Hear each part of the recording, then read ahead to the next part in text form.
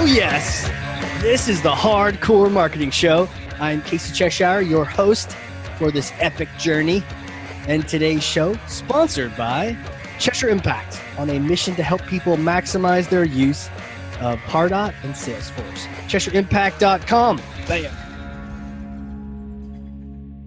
And there it is. We are live. And I am stoked to introduce you all to this brilliant marketer. We have been working together, and she has been working with our team for years. We are her biggest fan. She's probably our biggest fan. And I can't wait to introduce you. We have been through so many campaigns and maternity leaves together. Oh, yes. Seasoned Pardot marketer, mother of two, and recently gave up coffee. How does she do it? I have no idea. Experience and lots of success in the healthcare space. Marketing campaign manager at Teletracking Technologies, Kayleigh Fontana. Welcome. Hey, everyone. Thank you for having me. I'm saying hello from Pittsburgh, PA, and we're expecting snow tomorrow. So, oh my gosh. Say a prayer for all of us. It's going to probably be a bad winter, but I'm so happy to be here. Thank you, Casey.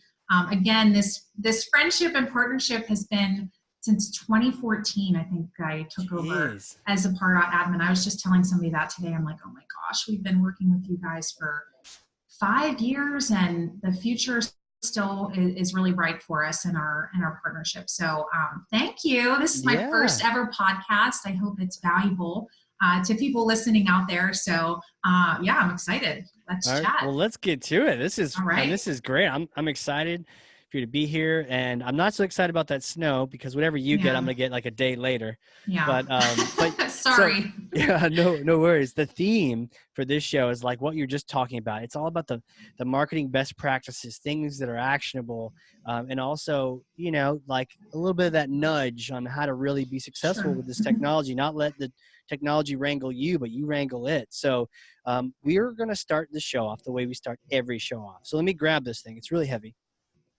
Oh my. Okay, I got this. All right, here we go. This is Thor's hammer. Go ahead. I wish that we had it in my hands to grab it and you got smash. it now. You got it. So take Thor's hammer and smash for me some kind of marketing myth or bogus strategy, misconception that just drives you crazy. Sure. So being that we've been partnered with you all and that we've had Pardot for, I think, a little bit over 5 years now, you can really get stagnant in the way that you're running your database. It's working for you every day. It's functioning. You're able to pull whatever data out of it that you need to share with your senior leadership or with your marketing team. And we just get comfortable sometimes. So I think when we were having our conversation, I think the biggest myth that I want to bust is that you always have to stay comfortable because it's just easier to do that. I'm raising my hand, I'm raising the white flag to say that was me for quite a few years. We're on a mid to small size marketing team here. I mean, there's probably 18 of us, all doing different functional roles. Everybody's kind of running in 25 different directions. We wear a lot of hats around here. This is a super busy team, I'm sure, like everybody else out there in the world listening. And, if it works and it's getting you through your day-to-day job and you're still able to function and still able to provide what you need to your bosses, sometimes you just stay in that lane. And I don't know what the epiphany was. I don't know why 2019 just seemed to be the year where we just said, we need to do better. We're doing okay. We need to do better. So this was kind of a big year for us to do a lot of other projects related to data, including some things happening with Salesforce. But being that I'm the Pardot admin and I kind of own the system and I've been living in it and breathing it and working with it for years, I kind of had to take a step back and say, yeah, I'm comfortable. Yeah, I'm wearing a lot of hats, but what has to give? Like, we're just not getting enough out of the system. I'm struggling for hours at sometimes to pull reports. I'm not getting the visibility between the systems. People were asking me questions, and yes, I know the answers, but I don't always feel confident with what I'm sharing. And I'm sure a lot of other people out there are kind of just shaking their heads. And it's great to try to fly under the radar. Believe me, if nobody needs anything from you and you can fly under the radar and still do a great job, then, you know, more power to you. We've all had years where we're just overwhelmed with too many things and we just don't have the time to, you know, to spend on strategy or partnerships or anything like that to just be better. You know, I get it. And I've been that person. Again, you mentioned a couple maternity leaves and being out of the office for 3 to 4 months at a time, and other projects that I'm working on here with the company that don't directly relate to my job responsibilities. It feels good to stay comfortable. But this year, again, I think we just decided that we need to be uncomfortable and we need to step out and really look at how we're not utilizing the system. There's a lot of things in Pardot that are super great, that are super valuable, that I know personally our team or myself have not utilized because we just didn't think we needed to. And we thought that we were able to keep going status quo. And my bosses were happy with what I was sharing, and my team probably didn't know the difference. So in that craziness of life, it was okay to just do what we were doing the last couple of years. So I kind of just want to break, that myth that you need to stay in your own swim lane and stay with what's comfortable because it's easy. I don't like difficult things. I have enough difficult stuff in my life, and I know everybody out there has struggles. You know, we're all trying to juggle so many different things. But I just think that that's probably one of my biggest kind of personal growth things as well, is just really kind of push it a notch ahead and see where you land. I mean, it's going to be difficult. It's going to suck. I mean, the last couple of months that we've been doing all this cleanup and these restructuring of different things, like there were so many times where I was like, oh my God, why did I do this to myself? And I could have just kept it the way that it was, and I would have stayed, you know, on a good path enough, I guess. And you know, it's hard to make that decision though. And sometimes you have to do that personally. Again, I wasn't getting any backlash from the organization per se. It was just something that came to mind. And I said, this has to be the year that we do it. And this is my year of trying new things, of just being a little bit scared of the unknown. I don't like that. I mean, I like feeling confident and comfortable in what I'm doing. So that makes me really nervous to take a leap of faith. But I'm here to say I survived. And was it worth it? 100%. Awesome. Yeah. So it's been just a really cool couple months. I think it's probably 6 to 8 months that we've been doing this evolution, this change. And you know what? It wasn't as hard as I thought it was going to be. Time consuming. Yeah. Hours and hours and hours and hours of work. And you know what's terrible? In some cases, I'm the only person that understands anything that was done up until the point of cleanup. Sure. And, you know, I had people asking me, how can I help? Your team included. You know, and we'll talk later about why I love Cheshire so much and how the partnership has been just amazing for me. But so much of it was in my head. And not to be morbid, but you know, you never know what's going to happen tomorrow. And I just got to a point where I needed a person to be able to go into the system, whether they were a Pardot user, you know, admin, or any type of user. I wanted somebody to be able to go in there and say, okay, I understand where to find landing pages, and I know that it's done by the year, and I know it's based on this campaign, and literally be able to kind of let somebody drop in there, swim around a little bit and say, okay, I'm not drowning. Because the person that was here before me, we didn't really have a structure. And then she ended up leaving, and I was left with this system I'd never used before. Her naming conventions for things were just kind of off the wall, and there was no best practice in place. And it was just so difficult for me to take this product over, take it over well, and get it, you know, up and running and to be a well-oiled machine. So when we made our first initial transfer from that old person to myself, I found something that was comfortable for me and that worked in for a couple of years. And, you know, it just was like, okay, well, I've already been over this hump. I don't know if I want to go over another hump again and go out of the comfort zone again. It really is difficult, and it just takes time, and you need to sit down, and it's like almost a need for a working session, an open chat with somebody that may not be as close to the system as you. I try to do as much as possible by myself, but when you collaborate with other people, the number of ideas that you just never thought of before, it just blooms. And so I think a lot of the working sessions that I had with our marketing team here and with some folks on your team, we were able to say, okay, here's your 3 scenarios. Why would scenario A work better than scenario B? Right. And I learned a lot about Pardot through that process and why it's so, so important to, I guess, kind of jump out of what feels normal and comfortable for you, and just really try to see what is in the future. Yeah. Because there's so much changing, all these different releases that we have with Pardot coming out, all these cool things that you can do with the system, but you need to stop and do the basics before you're adding in all these plugins and doing all these API connections with things. I mean, those are things that we all need and that we want. And, again, that's the future of marketing. But you have to clean your database up first in order to start using some of these tools. Because if your data is not good, which we're all literally, facing that every single day, and we don't have the time to go in and clean the database up all the time, but you have to start with a good baseline for all the fancy things that you're asking your boss for, these thousands and thousands of dollars worth of products. You're giving them bad data. And we learned that really hard. And it was a challenge to have that open conversation with other people in our organization. Like, oh my gosh, we can't run dashboards for you or reports or anything like that because half these people aren't here anymore.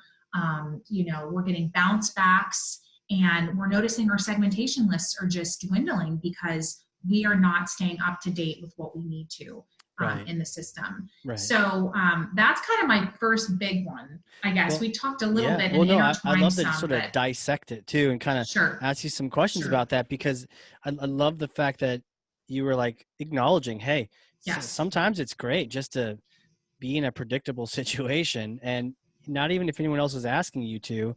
And sometimes you need to, right? If your head's down, you're busy, you don't have time to necessarily innovate. You just kind of need to produce results. But something about, maybe it was this year, or what was it? Do you remember? Was there an aha moment, or did you just kind of have this sense at the beginning of the year that you wanted to bust out? Yeah, so I think it's kind of twofold. We've got some corporate initiatives around data management and integration with systems. And, happily enough, I will say Pardot was the least of our concerns. Again, because Pardot is so on the front end of lead nurturing and lead generation, and just capturing the data points that we need that we can in turn push to Salesforce. We did a good enough job, like I was mentioning, that we had what we needed to make the integration work and to not dump all this bad data into Salesforce, but it's the bi-directional feed. If you have bad stuff in Salesforce and that person's in Pardot, I mean, all this junk, again, is just being kind of interchanged. And so we looked at building a core team. Thank God this year we now have a dedicated Salesforce admin on our team. Sure. That never has been for the last almost 30 years of teletracking being in existence. It's been me kind of part-time moonlighting as a Salesforce and Pardot admin. And I know enough in Salesforce to be dangerous. I'd like to know more because I think that the Pardot and Salesforce integration is so crucial. And out there listening, if you don't have the bi-directional feed, stop everything you're doing right now and set it up. Right. That has been night and day, because our team is I should not have to go into this system to know this. I should not have to go into this system to know this. It needs to be real time. I need to be able to see what's happening on our website and things that people are downloading and campaigns that they're being enrolled in. I need to be able to see that so I'm not logging into 2 systems. Right. So with this data management core team and this product and project that we've kind of launched this year, I think it just took putting a flashlight or a spotlight onto the inefficiencies that we have. And again, didn't have a Salesforce admin up until this year. I am one person. I can't be a Salesforce and Pardot admin and do everything else I do here at this company. Right. Things are going to start falling through the cracks. I will say, knock on wood, we were able to kind of jerry rig it and make it work for us. And it wasn't this big, like glaring issue that we had, but we're getting new people on our team, and we're expanding our commercial group, and we're adding more folks to the teletracking family that have come from other organizations where Salesforce is the Bible. Salesforce wasn't always the Bible for us. And so people were saying, hey, we really need to be better. And part of being better is making sure that Pardot is up, to par as well. Because a lot of the stuff that we were doing with campaigns, we had it in Salesforce, but all of that front end information and all of the prospects and everything, and just the data that I needed to report out on for my job was still all in Pardot, and we weren't connected. Mm-hmm. So I'll talk about connected campaigns a little bit later. The reason why we moved forward with this was because Susan on your team said, hey, we need to talk about connected campaigns. You don't need to be living in these silos. And I think that was kind of my epiphany a little bit. But then when we realized all the work that would go into connected campaigns, I'm like, oh my gosh, nothing is in folders. We don't have anything tagged. Our structure for naming conventions is just all wrong. Things are everywhere. And so that was why I made it a personal goal, is because we knew that we needed to move to connected campaigns in order for me to do a better job at my role at this company.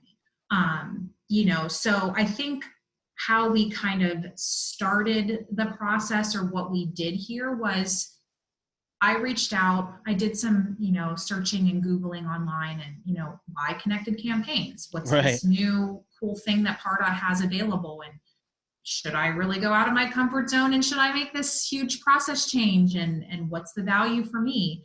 I'm very involved too with some of the Salesforce communities related specifically to Pardot. So that's like the buzzword. That's what everybody was talking about. Yeah, still you gotta get connected campaigns. And I'm like, what the heck is this connected campaign thing? So anyways, it was just like, ooh, okay, I need to do my research. So literally sent an email up to Susan. Within about 10 or 15 minutes, she had like 4 or 5 different articles for me. And it was like, okay, here's what you need to do, Kayleigh. Here's step 1, here is step 2. This is where I'm going to help you, but this is what I need for you to do for me in the beginning. Right.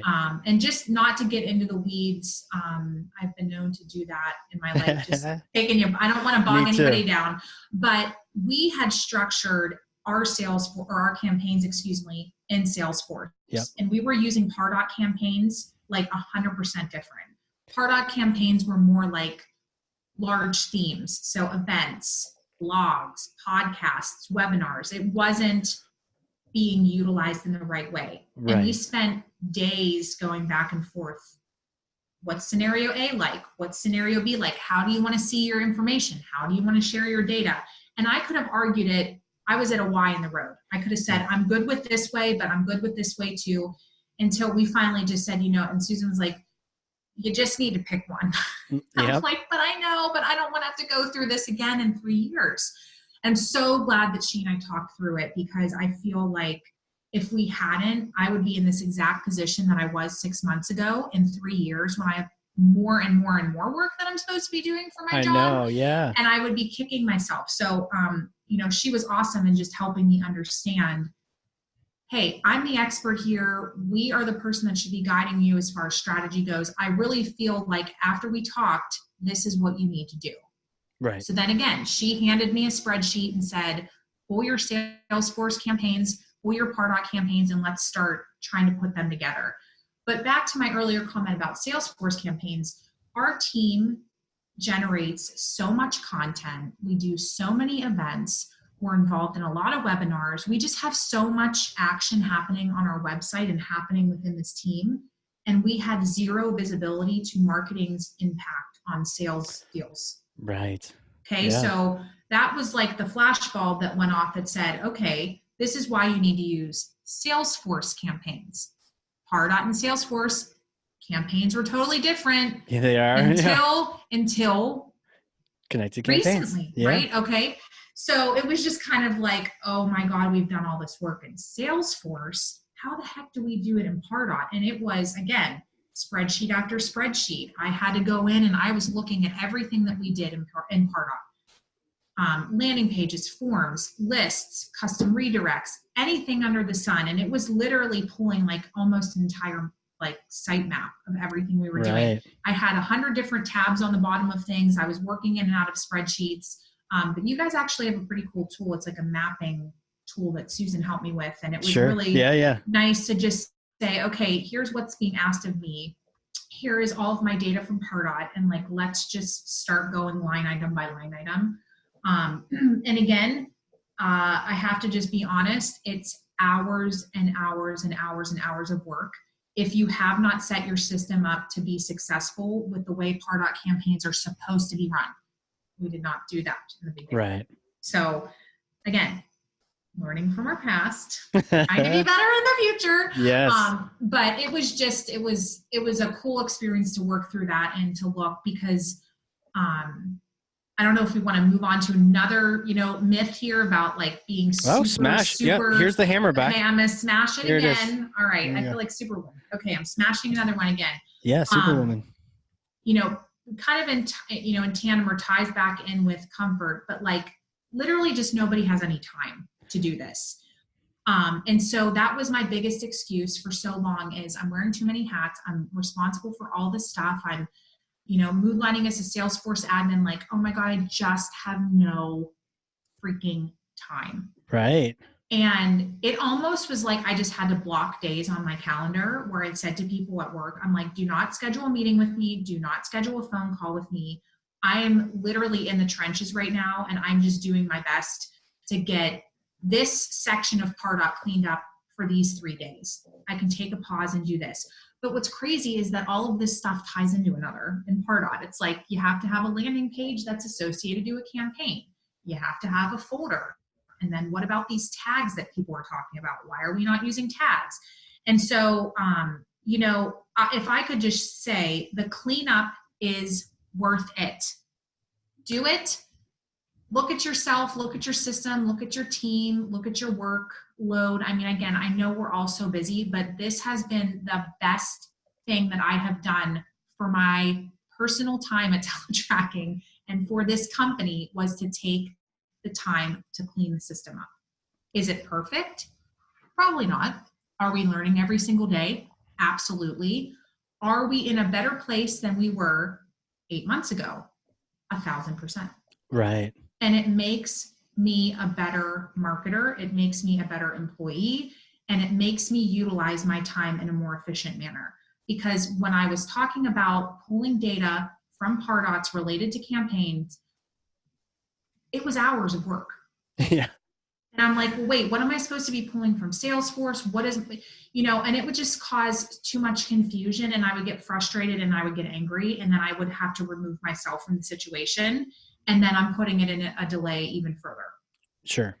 So, another tool, I guess, or a tip that, your team shared with me is the value of a folder structure and the value of a naming convention. Again, God forbid something happens to me. I don't, plan on running outside and getting hit by a bus tomorrow, and I don't plan on leaving Tele anytime soon, but I need to feel comfortable that I am turning over a system where literally at the very base minimum, somebody would know the calendar year in which something was created, the campaign that it related to, and then just being able to dive in a little bit further and a little bit deeper, be able to pull together a spreadsheet or a PowerPoint presentation and feel comfortable about what they're sharing. I didn't always feel comfortable with what I was sharing, and that's not a good feeling in my position, because it's ultimately me who's responsible for this system and for how important leads have become and how much we're doing on our website now and all the great stuff that we've been able to uncover.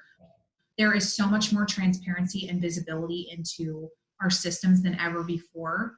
And it really is something to be proud of. And I've had multiple people come up and say, oh my gosh, I looked for 5 seconds and I was able to find what I needed. Right.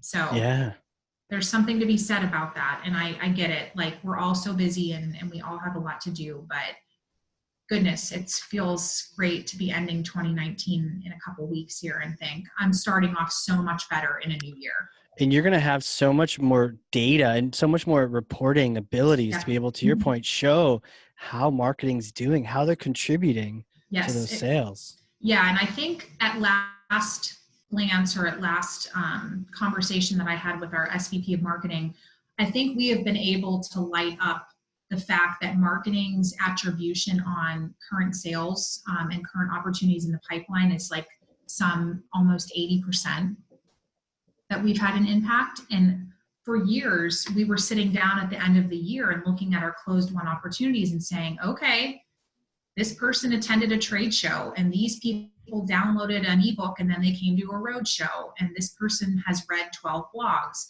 But we were never able to tie a one-to-one match back. I mean, it was days worth of looking at spreadsheets and saying, I think we can attribute this to marketing.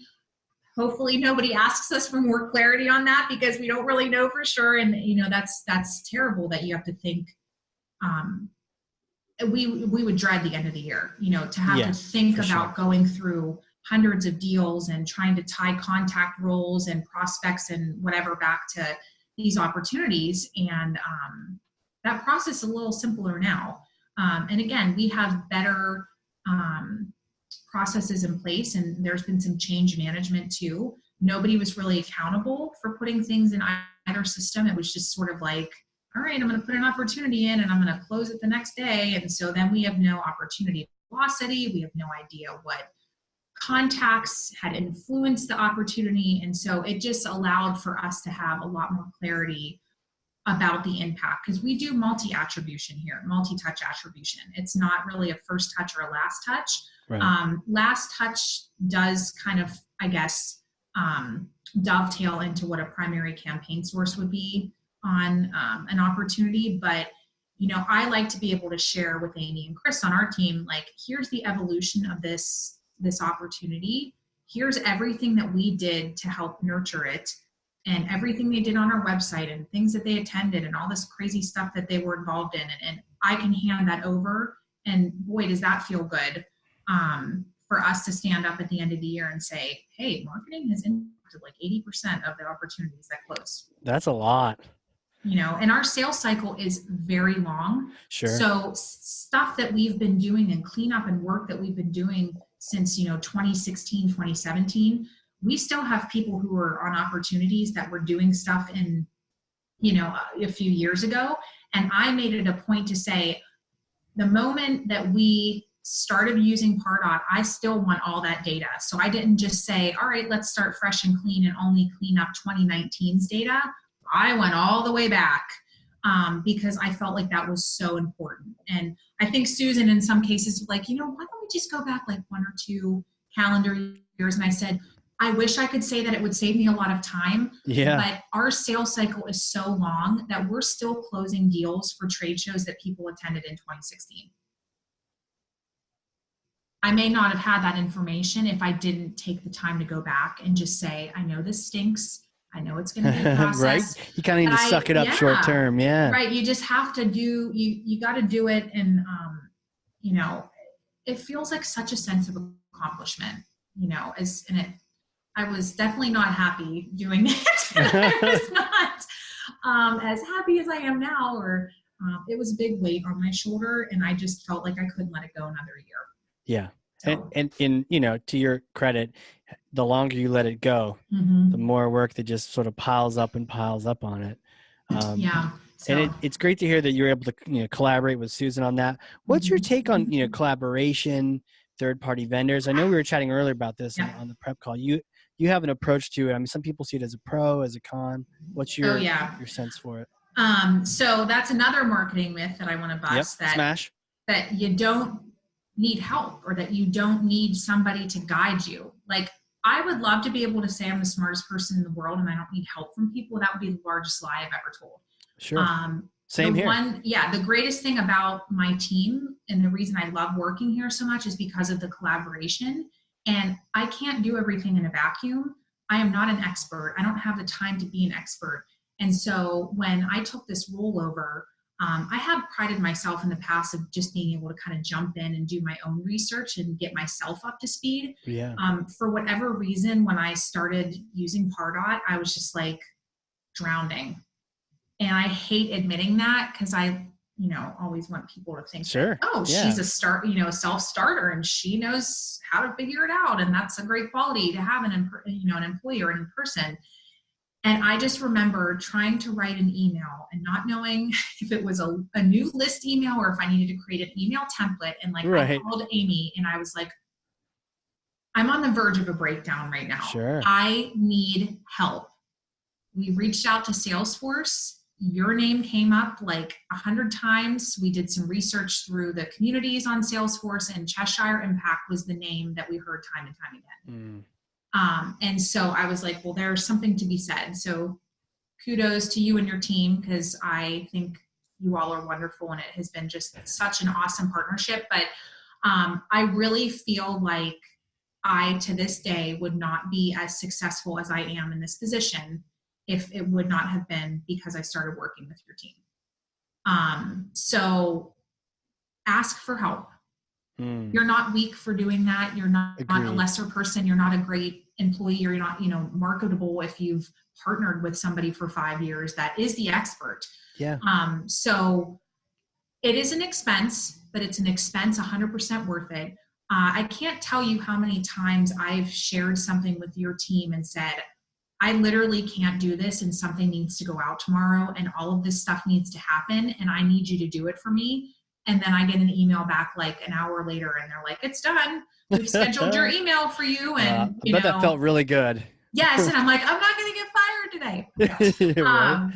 Yeah. So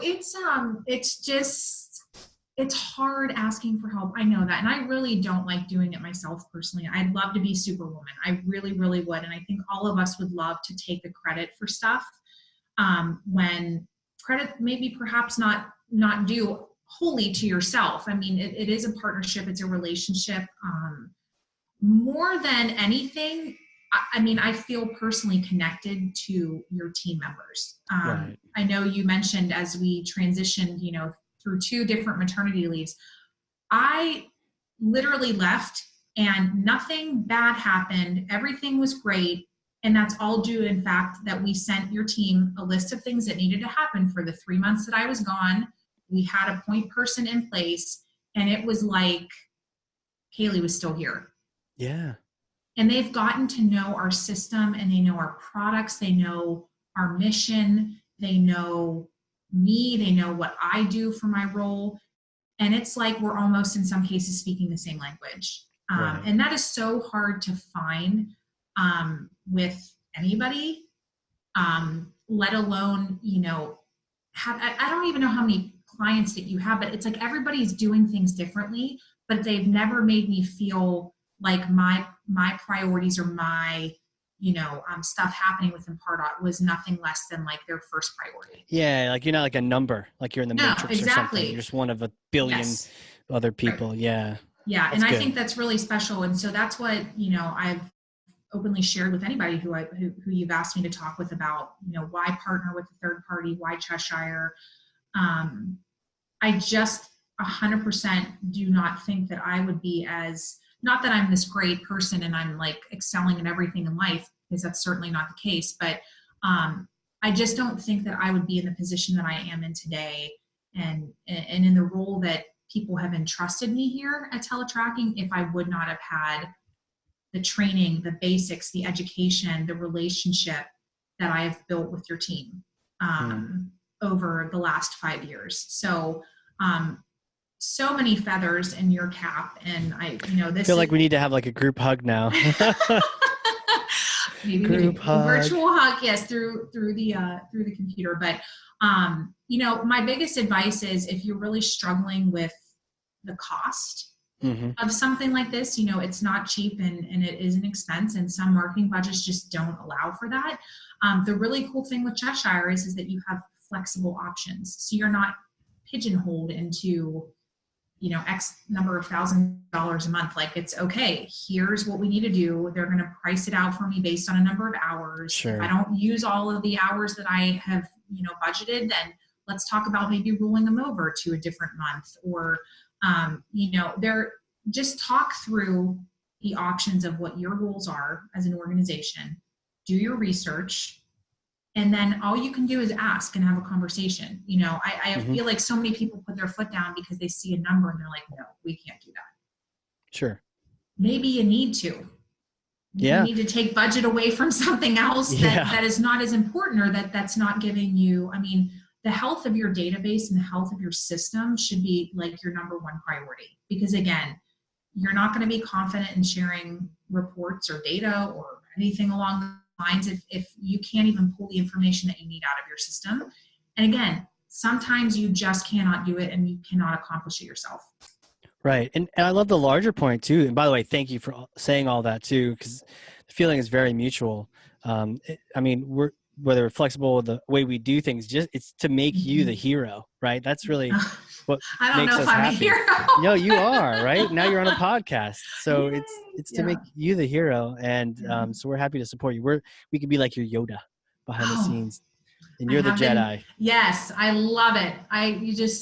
You think and you feel grateful. I mean, I feel very grateful that, again, I'm in the position that I'm in this company, and that people trust me. And I mean, these are just such important things for an organization to just be on top of, and being allowed to kind of just figure yourself out while you're going through it. I mean, I started teletracking when I was 25. I've been here for almost 8 years. Like the way that we were doing marketing and the way that we had no idea about anything that we were attributing to back in 2012 when I started here to where we're at now.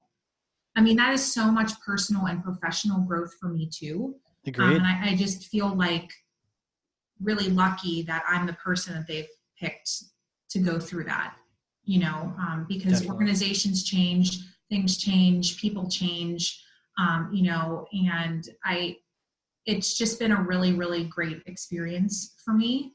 And I think you know how much I love working here, and I think your team knows how much I love, because I we can tell. believe extremely in the mission, and our marketing team is just world class, and they're just the smartest people. I'm learning from them every single day. I just can't, I can't say enough. And so I just thank you again for allowing me to be more successful in my job, I guess. Yeah.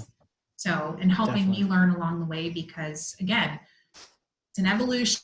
It is never going to be, you know, the same. Like what we focused on as organization this year is not going to be the same as 2020 or 2021.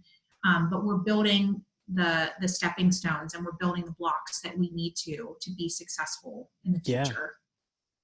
Yeah, 100%. And I think, you know, a credit to you that some of the different things that you've been sharing with us. One is like, yeah, it's nice being comfortable, but get uncomfortable, like, and then put that work in. Yes, it's work. You're acknowledging, you're not being like sugarcoating it.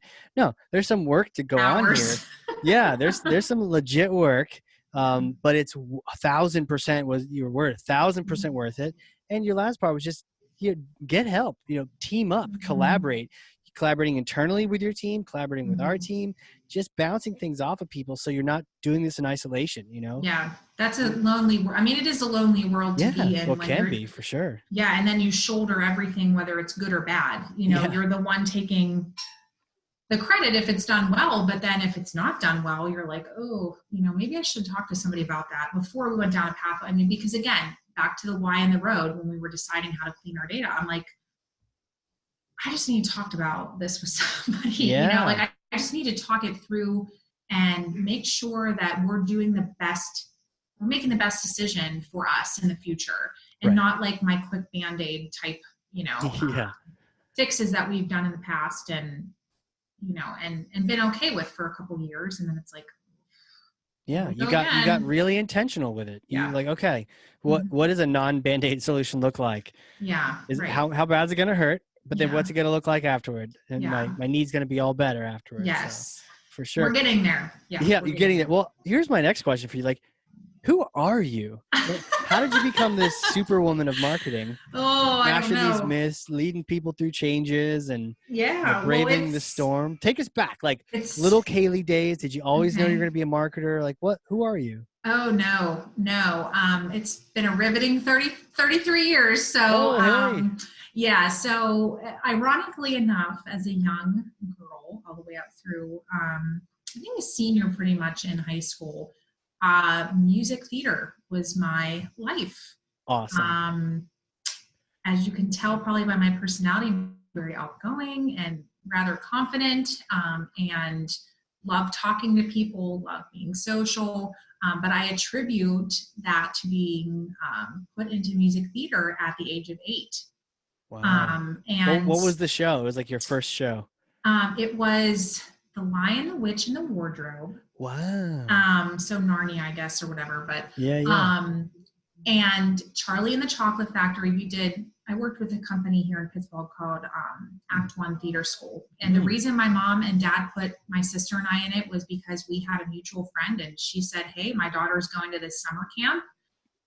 Do you think Kayleigh and Courtney would want to go? And my mom and dad were like, I don't know. I mean, so I was 8 years old. I went in and I auditioned, and literally nobody in my family, including myself, knew that I could even sing. Like on key, whatever, I don't know. And I was 8, and I was a girl, and I was shy a little bit and just kind of unsure of myself. And I was cast into a role where the creators of this Act One Theater School, they designed and created a song specifically for me to sing. Wow. Really? They wrote it in. Wrote it into the show. And I remember my parents and grandparents and aunts and uncles and all of that came to see me when I was 8 in this show. And they were like in the 3rd row. And I finished my song, and like I could hear on the recording of the videotape, like my mother was just crying. Wow. Hysterically. She's like, oh my gosh, we had no idea that you could sing. And that's what happened from there, is me being involved in Act One for years. And then we have a group here, Pittsburgh Musical Theater. And then I went to North Allegheny High School, and their theater program there is pretty much like a mini Broadway. And was nominated for 2 Gene Kelly Awards. If you know who Gene Kelly is, it's a huge thing in Pittsburgh. It's basically like the fancy award shows, but for Pittsburgh. Sure. For my role as Eponine in Les Mis. Oh my goodness. And I was. That's not an easy role either. No, You pulled out those songs. You were able to blast those puppies out? Yes, I died on the barricade too, gosh. which was really emotional. That's the best ever. Yeah. So, I bet. Oh my gosh. Yeah. And then Mrs. Jones in How to Succeed in Business. So I didn't win, and I was never like a lead really in any of the shows that I did. But I've taken private voice lessons since I was in 9th grade. I was in something called Search for a Star with Marvin Hamlish in Pittsburgh, and I was one of 9 people of all varying ages in the city of Pittsburgh that did this competition. And I got to sing with Marvin Hamlish at Carnegie Hall. Didn't win that either, but that's okay. And then I think kind of like a fun fact is that I've sung the national anthem for the Pittsburgh Penguins and the Pittsburgh Pirates. What was that like? So cool. Like the arena. Let's go do Just so cool. Penguins. So so they rolled a little red carpet out so you don't slip on the ice. Yes. And I don't know, do you know who Jeff Jimerson is? He's the one that sings the national anthem for the Penguins. I know the guy up in Renee who does Boston. Okay. Well, Jeff Jimerson is a huge icon in Pittsburgh, and I actually sung with him for years in my church. And that's kind of how I got connected with him. He's like, I'd love on my off day for you to come and sing, and so I was like, okay. So anyways, I think the crowd that time was like 36,000 people or something like that. Anyways, segue into me looking for colleges and hold on, back to the ice arena. 36,000 people. And had you sung like the baseball one beforehand? Yes. Yeah. Because baseball seems a little easier because it's open. Yeah. And it was less. Yeah. I mean, I was in 9th grade and I was like 13 or 14 at a time, like good, bad, or indifferent. Like I never really prepared for things when I was younger. Like I just kind of flew by the seat of my pants a little bit and kind of just trusted in the gift that I was given. And like that drove my mom crazy because I just wouldn't really rehearse or wouldn't really practice. And I'm like, the feeling of being in front of that many people and like your heart is beating and it feels like you're going to pass out and everything. But that's like the thing that I kind of thrived on. Absolutely. A little bit. And I just felt like I was given a gift for a reason. And, you know, it's natural to be nervous and it's natural to be like, you know, she would be sick for days before I would go and do any of like my performances because she's like, I'm so nervous. I got this. Yeah, I'm like, I'm good. But now as a mom, I'm like, oh my God, I can't even imagine my sons like preparing for like a Thanksgiving musical at their preschool, you know, like just like it's crazy. So how old were you when you did the penguins? I was 13, I think. And 13 or 14. Do they have any weird things? I don't know if the penguins do or the pirates. Is it pirates for? Yes. Okay. Mm-hmm. Do they have any weird things they do during the Star Spangled Banner? No. Some people, have you heard? Some people do where it's like everyone says "oh" together. Oh no. Or they like they sing 3/4 of the way through, they all say the same word together. The whole crowd goes like, oh, say, can you say, or whatever. Yeah. At some point, they're all like, oh, and it can freak the person out if they don't know that everyone's gonna do that. Yeah. But, no, and the weirdest thing about the stadium too is like the echo. So like you're singing as you should be, but like some people get thrown off because it's like you're hearing yourself through, you know, and I had a little pitch pipe that I would bring out with me and I'd blow, you know, to make sure I knew what key I was in and, you know, just so I wasn't starting off on some too high. Yeah. Like, and then I couldn't hit the real high notes or whatever, but, did you nail it? How'd you feel? I did the best that I could when I was I didn't crack. I didn't falter. I didn't hit that note. I didn't mix the words up. I didn't, you know, dang. And I've sung the national anthem for like a lot of other different things, charity events and stuff I'm involved with and the like. And don't think I haven't written the word or the first word of the sentence on my hand and kind of, you know, as I'm singing, expressively using my other hand and trying to just make sure to keep myself on track. But so that was like really super cool. And I was so young and what an honor for me to be asked to do something like that. It's amazing. But yeah, so I was so involved with theater and again, traveling with some theater groups here. And I was in chorus and some special groups through school. And my sister is 2 years older than me. And so she was looking for colleges and decided to go to James Madison University in Virginia. And I was in 11th grade and going to visit her every month. And I'm like, this is the school that I have to go to. Awesome. Not known for its theater program. Like everybody thought that was my pathway, you know, is because I was so heavily involved in it growing up. And I was like, I don't even care. I love this school so much. And so I decided to audition for the theater program. Okay. And another kind of fun, weird fact is I can't sight read. I can't read music. Oh, yeah. So I'm 100% ear trained. Yeah. And, you know, again, another cool fact about that is that you have perfect pitch if you're ear trained. Really? Yeah. So they laid a sheet of paper down in front of me and asked me to sight read for the audition. Completely botched it. Yeah. Left just devastated, thinking, oh my God, I totally screwed this up and I'm never going to get into the school, you know, or whatever. So ironically enough, I did get accepted to the School of Music and they gave me like a small scholarship to go there. You did get accepted? I did. Yes. Oh, wow. They're like, we can work on the skills. We can't, you know, that voice is like God-given, you know? So they're like, we'll work on that. Yeah. But funnily enough, I guess, or hysterically enough, we went 2 months before I was ready to start my freshman year. And it was kind of like our summer springboard at JMU where you got to meet your teachers and you would see where your dorm was going to be and whatnot. And I walked into the School of Music and I was like surrounded by people who just felt so different to me. And I just knew in my heart and in my gut that that's not what I wanted for myself in the future. Right. And they were talking about like heavy, you know, class loads and all these credits that I would have to take. And there was just so many other things I wanted to do in school and other groups that I wanted to be involved in. And like, I called my mom and I said, this is not what I want to do for the rest of my life. Right. And kind of had like a mild panic attack a little bit. You know, I'm like 2 months away from moving out of my home and going to this place that I'm not familiar with and leaving my family. And I just knew in my heart that this was not what I wanted for my future. And I don't have thick skin.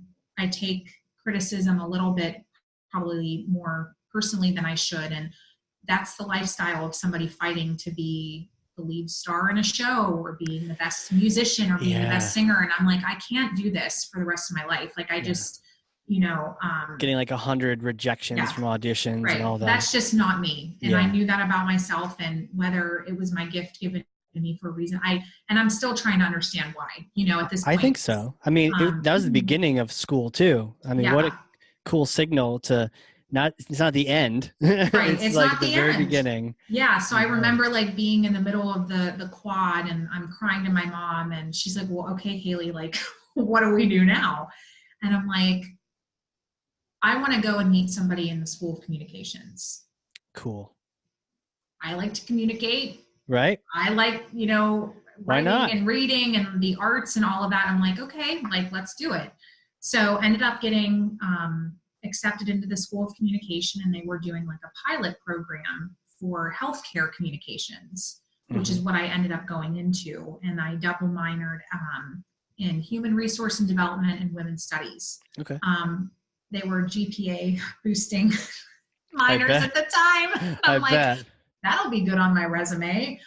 Loved both of them as minors. They were great.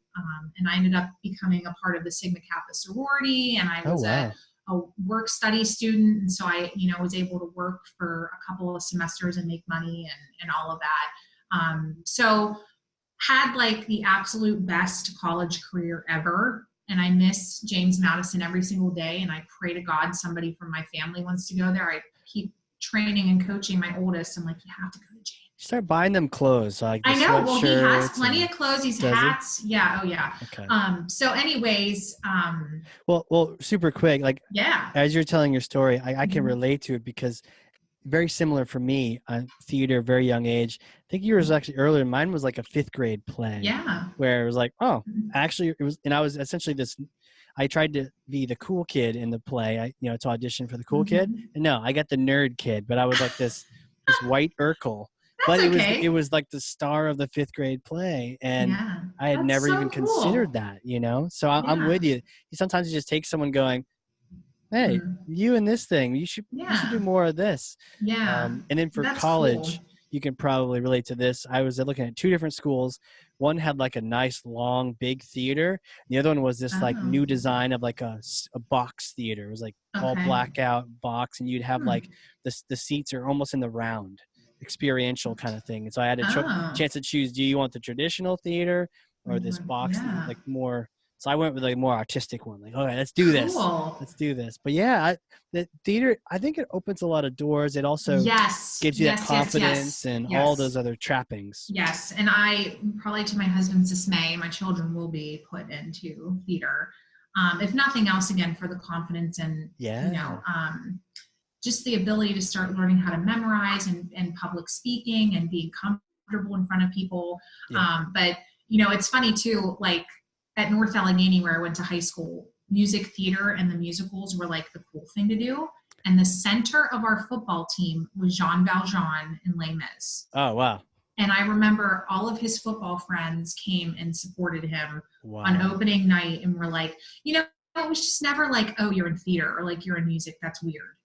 Because some kids just feel so isolated and feel so ashamed that they're into the arts or into theater. And I'm like, I don't understand why that is. But that is the safe kind of group and community that I grew up in high school. Awesome. And I graduated with 850 kids. But I never in my life in high school ever felt like I was a small fish in a big pond. Yeah. That it's making your own way, I think, as well. Like, you have to just be yourself. And that's very difficult to be, especially when you're a young woman or a young man growing up. Like, people are always telling you what you should and shouldn't be doing. And it's weird to be involved in certain things or not. And I'm like, you know what?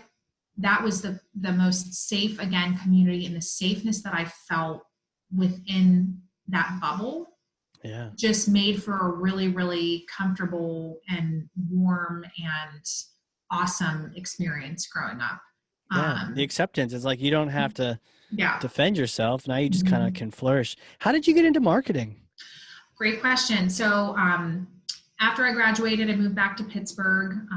This is like my favorite place ever. I knew I always wanted to live here and raise my family here. And was out one night with friends and met up with somebody from high school and didn't have a job.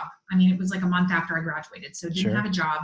I was actually back part-time working for the ALS Association because every summer in college I I interned with nonprofit organizations because I also have a really big passion for that. So he said, hey, my mom works for this company called Family House. It's a nonprofit in Pittsburgh. They are a home away from home for people who travel here to our city for like life-threatening medical illnesses. Oh, wow. So it's more of like a home environment versus a hotel. And they had people staying for like as short as a week up to I think the most that I had there when I was an employee was like 2 years that they stayed in this one facility in Pittsburgh. And really, it was just awesome to be right out of college, kind of not knowing what I was going to do and being given an opportunity to work at a place like that. So I was their administrative assistant and volunteer coordinator for a few years. Then I went and joined Animal Friends, which is a no-kill shelter in Pittsburgh. I also really love animals. And so I ended up doing like a development position and fundraising position, which included event planning and donor relations. Did that for a couple years, and I adopted 3 animals as a result. I have a blind dog named Duke, and I have 2 cats, Applesauce and Pork Chop, that my husband and I actually fostered from when they were bottle baby kittens. So like little week-old kittens that you have to teach how to drink formula and, you know, be cats. And so that was really fun for a couple years. And then I just had recently gotten married and I was like gone all the time at night and on weekends with these events and everything. And my husband's kind of like, ugh, you know, I feel like I never see you. Right. So I was like, all right, this might be a time for a career change. So I reached out to my friend who I've known forever through our church, and she happened to be the HR director here at Teletracking. No kidding. And I said, I have no idea if there's anyone that you can connect me with, like wasn't even thinking Teletracking because looked on their website, there was nothing listed. She goes, you emailed me at the right time. We are looking for a marketing coordinator here. Like, are you interested in healthcare? I'm like, oh my gosh, I have a healthcare marketing background. Like, this is what I've wanted to do. I just haven't found my way in.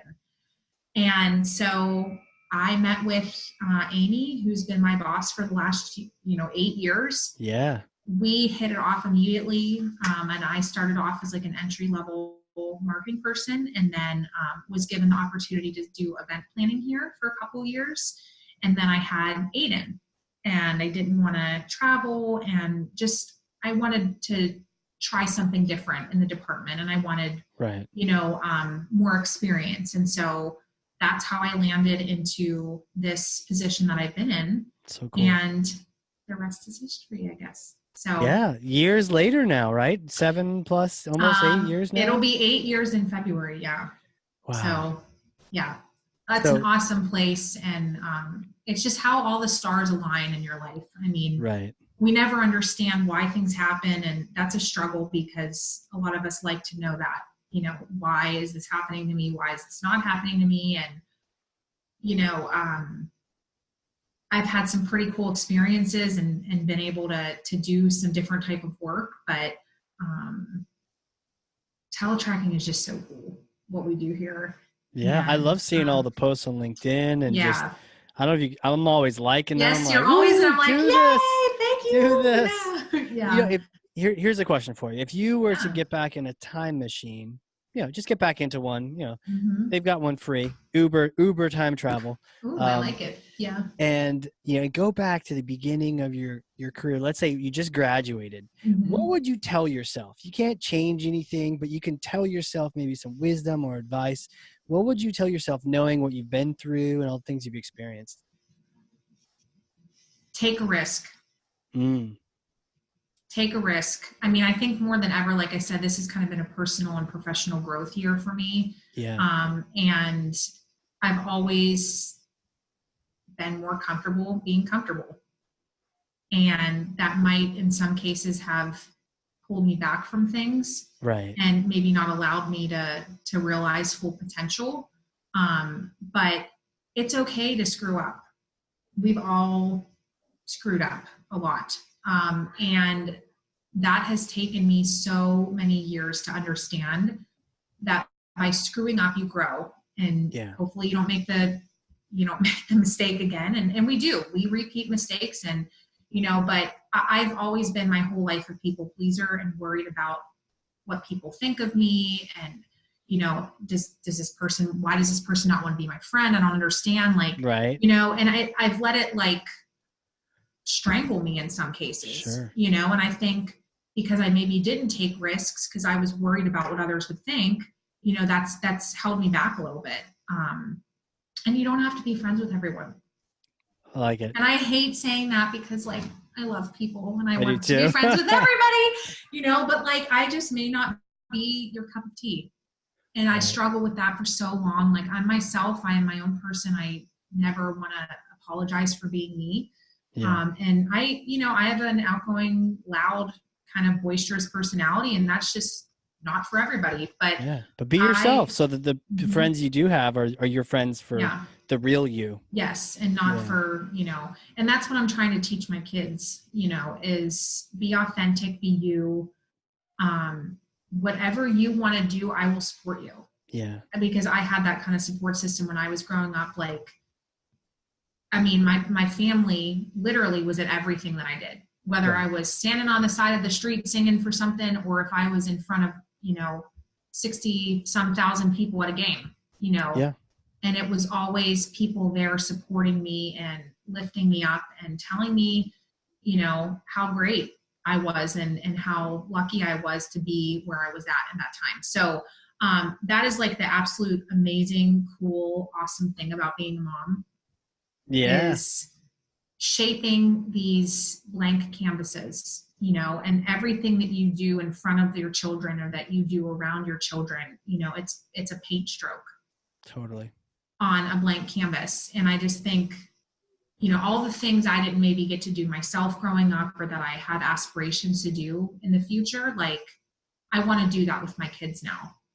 You know what I mean? And that's such a cool thing. And I never really wanted to be a mom. I didn't like kids growing up. Right. Never was a babysitter. Never, that was just not my thing. Yeah. And there are really hard days. There's challenging days. There's exhausting days. There's days where I'm why did I do this? Why did I have more than one? What is wrong with me? But I have a great support system. My husband is awesome. We're all figuring it out together, and I don't do everything right with them, and I don't do everything right at work, and I don't do everything right in my life, but it's just one of those really cool things to actually have little mini yous, where you see so many personality traits of yourself or your husband or your spouse or whatever. And you're oh my gosh, how cool is it to kind of grow up again a little bit, through their eyes, and do the things that maybe you wanted to do that you just never did. And, I was one of two kids, and I have a sister. And so never really understood or knew anything about boys. And so now I'm in this whole crazy world of Legos and trucks and, wrestling and fighting and breaking things. Yeah. It's just a whole new world. And, they teach me so much every single day. And they're truly, they're just both amazing kids, and I know they're going to do great things. And, who knows, maybe they'll want to be marketers, or if they want to be on Broadway, totally cool with that too. Totally. But yeah, it's just been a real exciting and challenging and overwhelming and tough, almost 6 years. It's no doubt for everything, personal, professional, just life, but it's an amazing journey. And to your point, the kids really are the thing. It's an amazing responsibility, but it's such a cool, it's the ultimate in artistry. Now I'd be remiss if I didn't ask you this. Favorite musical? Oh my gosh. Oh, I just saw Hamilton for the first time. Was blown away by Hamilton. Yes. And here's another kind of weird thing, cool thing maybe about me, but I'm also an avid reader. Like Okay. my goal for 2019 at one point was to read 50 books. Now Wow. I'm up to 75 books is my goal. And I just finished my 61st book last night, actually. Jeez. But I never, ever read about the book before I start. Okay. And I don't do that with musicals either. I had no idea what Hamilton was. I mean, I did. History, get it, understand. Never listened to the musical, like any of the music before I went. Literally had no idea and was blown away. Interesting. Absolutely love Les Mis. Because there's been a lot of hype with Hamilton. So I kind of wish that there wasn't, so I could just have a unhyped, like version of it. Just come and sit in the theater and not wonder. Yeah. But that's good to know that there's something to it. Amazing. Yeah. Love Rent.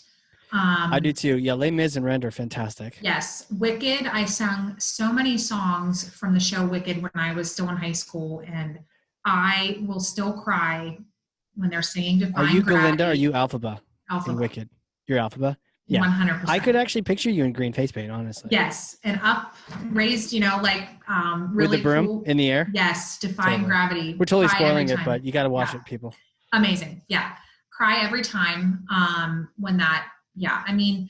It's amazing. I mean, my favorite musical 100% to be in was Les Mis. I mean, Eponine is like the most amazing there's so ever. much depth to it. Like I've seen The Lion King and it's spectacular to watch, but the plot is like a Disney movie where, and so you're like, it wasn't really that challenging. It was just very straightforward, sort of archetype. Whereas with Les Mis, there's all these different parts and pieces and storylines and sub-storylines, and the music is amazing too. So for me, that's fantastic.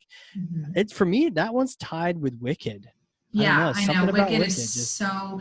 I think it's just because it was like really unique. I mean, there's all these unique shows coming out, and I get that, but it was based off of a book, and just seeing that come to life. And I think it was just about the friendship, and going back to accepting who you are, and just being you, and getting through all the mess and the craziness. And still being able to find a friend on the other side, Totally. But I can't wait until my kids sit still for more than 5 minutes to take shows. I love Joseph and the Amazing Technicolor Dreamcoat. That's a good one. I saw it with Donny Osmond back in the day. So good. Yeah. I was the narrator in that for a couple of different. That's a great narrator is a great part for that. Yeah. Yeah. So great music. So catchy. The list can go on, and Andrew Lloyd Webber is just a genius. So anything he puts his name on is just incredible. Did you hear they're bringing that Cats back as a movie, and it's going to have goofy people in it? Yes. Cats is one. It's not my favorite. Like Music Man, not my favorite. Yeah. Fiddler on the Roof, not my favorite. Nope. There's some that are just like classics, that. Phantom's a classic. Yes, Phantom. I do love the music for that. And I saw it in New York City, and when they were down underneath the theater and they're in the boat, and it was like, oh my gosh. Yeah. But my husband's not real into theater. So it's not like we go to shows or anything like that together, but we are going to see Les Mis in Pittsburgh in a couple weeks. Oh, so exciting. Yeah, we bought tickets for that, and I can't wait. I'll probably sing my part the whole time. So I can't imagine you not singing that part. Yes. And it's just honestly, I would say that's the headlining female role in that. Cosette, I get it, but really that part, your part was, that's the meat to the story. That and Jean himself. Jean Valjean, yeah. So I'm excited, to get my kids into that. And my little guy, Liam, really loves music and is always dancing. And, so I'm like, I feel like Aiden's personality is a little bit more musical, but I don't know. Liam really likes to sing and dance. So who knows? I don't know. Yeah, the world is their oyster, and I'm just here to help them along. So so it's it's just been great just chatting, and you never know these little things about people, right? No, you really don't. Yeah. You know them through email, or you know them through social media, and that's good, bad, or indifferent.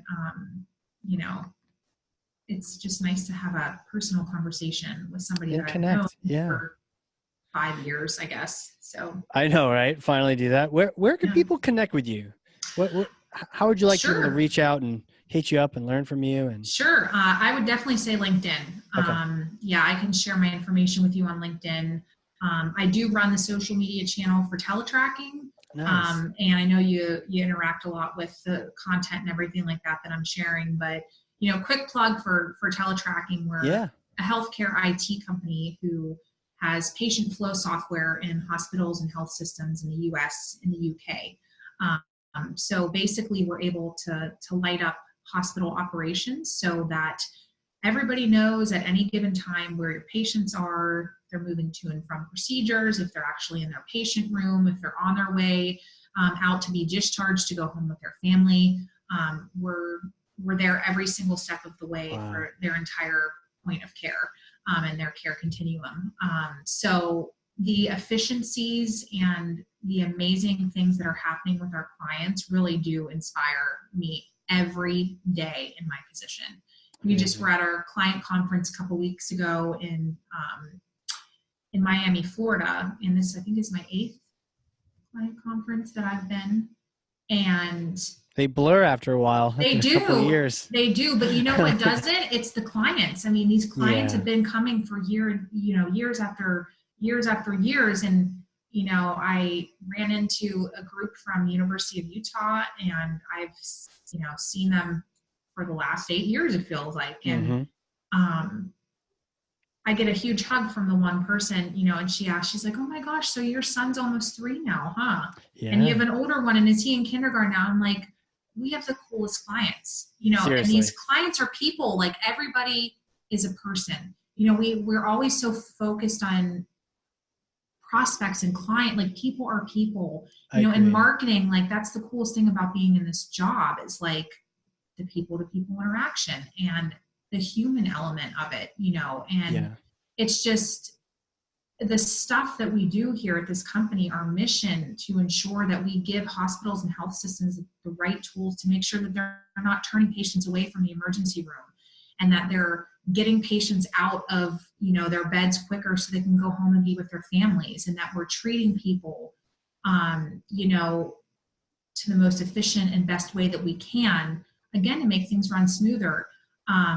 We do a lot with disaster readiness too, like unfortunately mass shootings that happen. Our clients have used our tool to help share with family members who don't know where their loved ones are, letting them know that they're in surgery or they're coming back from the PACU, or natural disasters like hurricanes and the fires and everything happening in California. Like, our hospitals that run with teletracking are really, really saving so many more lives than hospitals that don't have a product like ours in place. Right. So teletracking is just such a cool company, and I've seen it evolve. I've seen it evolve so much over the last, 8 years, and it's like the future is crazy, and it's really exciting. Like what we're going to be doing and what we're moving in towards, like how we're branching out. Like, it's going to be really cool to be a part of the team that helps share the message and share the story. It's a great mission. It really is. And it's one that serves people. And the people, should go to teletracking.com. Yes. If you're in that space. And even if you're not, it's a great example of awesome marketing.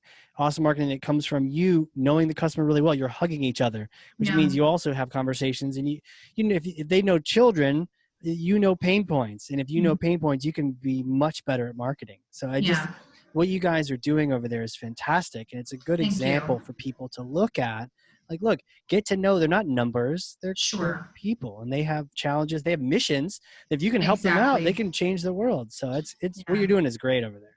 Yeah, we're absolutely patient focused and client focused, because ultimately we want to be able to save lives. And 100%. So to the caregiver, we give time back to caregivers so they're not doing the administrative work that takes them away from the bedside. Again, it's everything that you'd ever need to know about a person. Our system and our solution is able to light that up and give you the best picture that you need to make the best call for care, as possible. So yeah, come check us out on our website. Definitely would love to connect with you all on LinkedIn. You know, it's what we're doing here from a healthcare standpoint is exciting, but you know, being a part of this team is more exciting in some cases for me. So just have to shout out to all of my wonderful teletracking employees and family and friends. My boss, Amy Podolak, is absolutely amazing. And she's been an awesome mentor for me, and has really supported me and allowed me to grow in a lot of different ways. So she's maybe the best. We get her on here. Get her. Oh, we should have done like a little. Hey. Yeah, we should have done like a twofer. Yeah, she's awesome. You know Amy. Oh, totally. So. Yeah, amazing. Yeah, get her on here next. Part 2. Yeah, part 2, teletracking marketing. That's it. Yeah.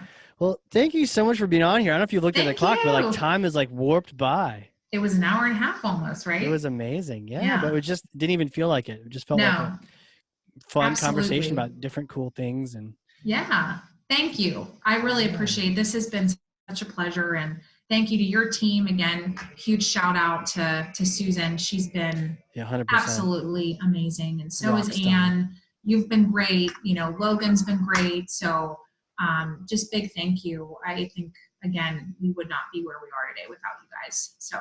And thank you back. Yeah. Big thank you circle over here. Yes. Thank you circle. Thank you hug. Yeah. Absolutely. And you know, thank you. And then for the people listening, you know, thanks to them. And I would just say for those listening, if you learned something on this episode, whether it was around the courage to dive into that data and clean it up, connected campaigns, you know, not having that fear and going for it, and all the different things we talked about. If you have learned something, and I know you have, because I literally have notes over here, pages of notes, then like share this with someone else and be a thought leader for one other person, 2 other people. Absolutely. Just get this episode in their hands, and then they can learn from it. So awesome. Boom. Thank you. This was are the awesome. best. No, you're the best. It's been a pleasure, and I can't wait to continue the conversation. And thanks for listening to us for an hour and a half. Yeah, thanks everyone.